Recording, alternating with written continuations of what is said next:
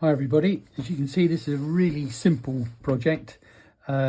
Just made this balloon turbine engine, something just very simple that most 3D printing guys can set to do.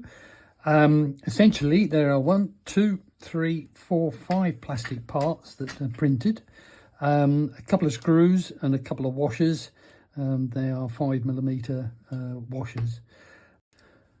I will show how it goes together. This is the base. You'll see that the screw holes there take the head, so this needs to be on this side first. So putting a screw in there like so, and then we can screw that into there with a bit of luck. Just a Phillips type screwdriver screwed into the top, and when you can put the other one in as well and line that up accordingly. Fairly simple, should be.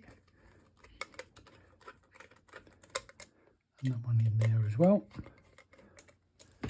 So that's the base setup. The turbine itself needs to have the washer attached to it. Can be placed straight in. You'll note from my one that I have a scroll on it because I have a twin head machine where I can actually print blue and white or any other colours together at the same time. I will put on the website a version of this without that on, just in case you've got people that don't have that facility. After that, put a washer on the other side.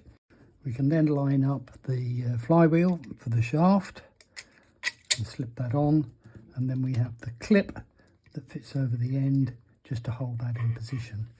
All there is to it, simply that what you've got in the way of the unit.